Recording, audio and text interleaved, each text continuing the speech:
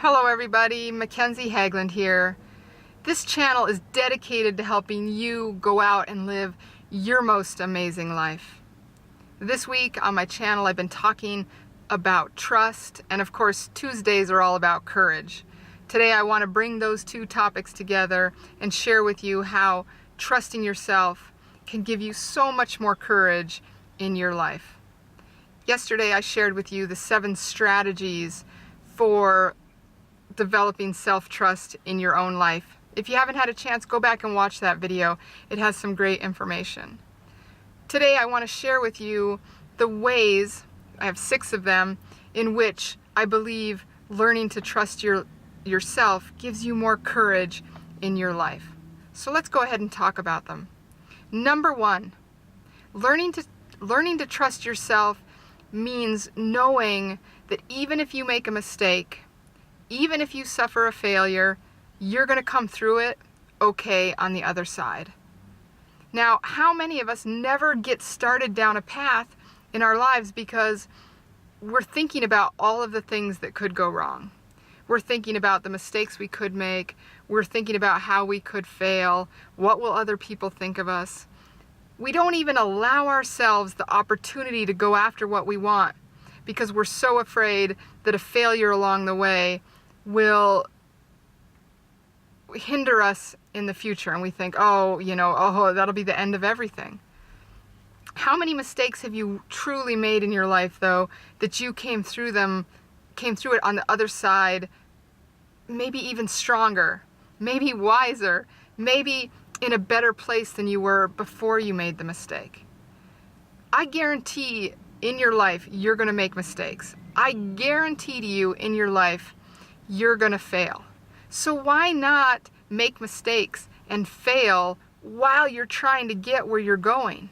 Because you're going to be in such a better place when you come through it on the other side. You're going to be so much wiser. You're going to be so much closer to the goals you want to achieve in your life. I think about, as I went through my divorce from my husband, I think about all the mistakes that were made along the way. Now, of course, it led to divorce. But the person I am today making this video is so much stronger and healthier and better adjusted in the world than the woman that was in that marriage. And yes, did it feel like a failure? Yes, did I go through depression afterwards? Of course I did. But it forced me to grow up. It forced me to get stronger. It forced me to figure out what I want for my life. And even though it was a failure, it brought me to where I am. And I am so much happier here than where I was in my life. So I'm sure the same thing holds true for you. That even if things don't go the way you thought they would, you're going to come through it okay on the other side. So that's number 1. Number 2 is trusting yourself lessens your need for approval from other people. And this is a big one. Because a lot of us, if we have a dream, what is one of the first things we do? We go out there and we share that dream with other people. And what do other people do to us? They tend to hold us back. They tend to be naysayers for the dreams we have in our lives. And in some ways, they're just trying to keep you safe. They're trying to make sure that you don't go out and fail. That's not necessarily helping us get where we want to go in our lives. So it's important for you to learn to trust yourself enough and trust in your skills and your abilities enough that you don't need other people's approval. If you have something you want to accomplish in your life, you're going to go out and do it despite what other people say. I've even heard it said not to share some of your goals with the people closest to you because you're going to probably end up not following through. Share it with people in your life that have achieved great things because I guarantee they're going to inspire you and help you and get you where you want to go. So develop enough self-trust that you don't need approval from other people. The only person's approval you need is the person you look at in the mirror every day. All right, number 3 is trusting yourself enough to know that you're going to achieve what it is you set out to do. Now, this is a difficult one for a lot of us, because I know for me, during a lot of my life, I considered myself a procrastinator. I considered myself a failure. I didn't believe that I had what I needed to achieve what I wanted to achieve. And so I ended up not even trying. I didn't trust myself enough to believe that I could be capable of doing what I wanted to do. Think about how that's true for you. Where are you holding yourself back? Where are you not even allowing yourself to attempt to achieve? How I want you to change this is I want you to start taking small, manageable steps so that you're learning to trust in your abilities, that you're learning to trust that you're capable of going after what it is you want for yourself. You have to know that if you have a goal for yourself, you're going to do what it takes to get you there. And most of us don't believe we're going to follow through, so we end up not doing it. So trust in yourself and know that you're going to do what it takes to achieve what you want in your life. Number 4 is to trust yourself to provide for your own needs. I think a lot of us don't believe we can provide for our own needs. We look to other people. We think that there's scarcity in the world, or that there'll never be enough. I had an interesting conversation with a friend of mine who's pretty successful in his life the other day, and he said to me, I look at money very differently than other people. He said a lot of people look at money as, how do I want to put this?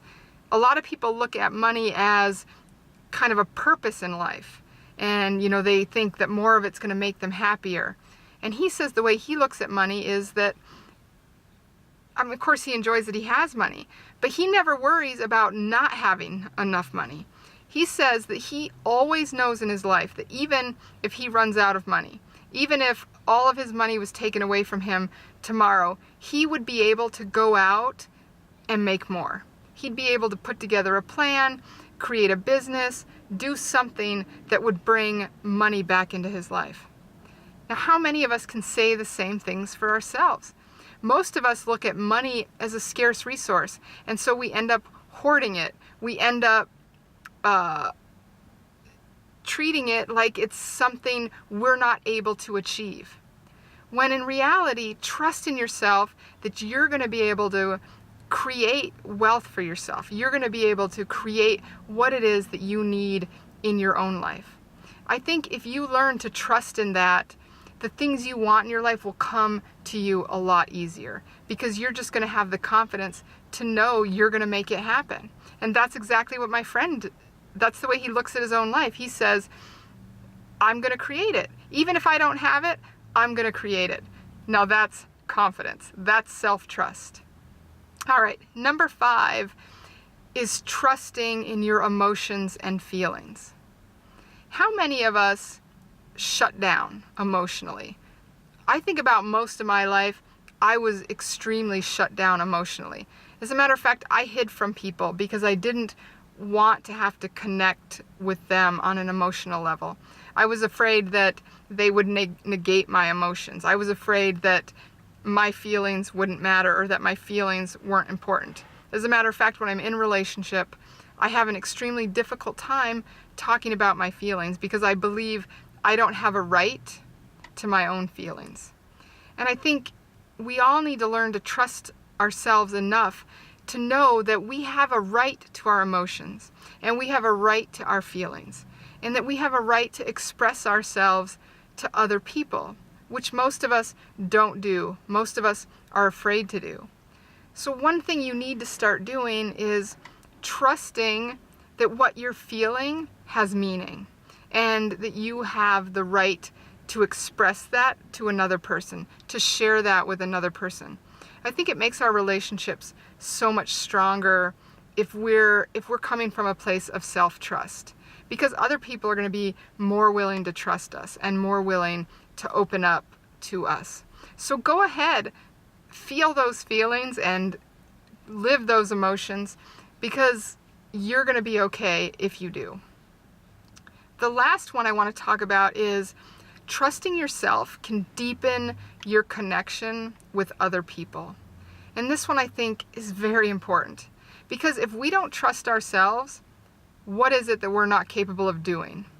We're actually not capable of trusting the people around us. We will be fearful that they're not trustworthy. We will be fearful that they're not going to follow through. We're going to be fearful that they're not going to be able to handle what it is we bring to them, because we don't trust ourselves enough to do the same. And I think if we learn to trust ourselves, we can really open ourselves up to the people around us. We can really share what we need to share with the people in our lives. I think about a family member that we had for a while that suffered from alcoholism. And I think about how we kind of kept it a family secret for a while.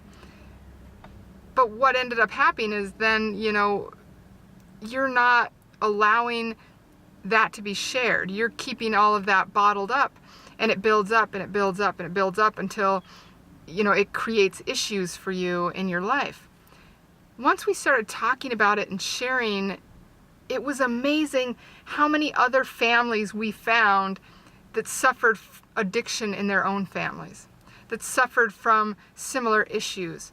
And once we opened up about it, it was amazing to see how other people opened up back to us, and it became this safe space for sharing, where before we thought, well, we don't want other people to know that we have issues. We want people to look at us and see, oh, they're perfect. They have it all together. When the truth was, that was distancing us from the people in our lives. And once we were able to share and get honest about what was going on in our own lives, suddenly everybody else was willing to share and get honest. And it just created a great community of people that were in a similar situation. And I think for all of us, opening up and sharing cleared the air and made the situation much easier to deal with and handle once we knew there were other people out there that were in the same situation as us. So trust yourself enough to deepen the connections with the people around you, because that is where true meaning and fulfillment are in your life. All right, so I've talked today about the 6 ways that trusting yourself can help you have more courage. If you have other ways you believe trusting yourself can give you courage, or maybe you've experienced something in your life, please share a comment with me. I would love to hear about how you're trusting yourself more and how you're living your life with more courage. Check back in tomorrow. Tomorrow's video is going to be about trust and your well-being. Again, my name is Mckenzie Haglund. If you've enjoyed today's video or been inspired, I just ask that you click the like button. That would be a great help for me. Better yet, subscribe to my channel. I would love to walk this journey of you getting to your most amazing life alongside of you. Thank you.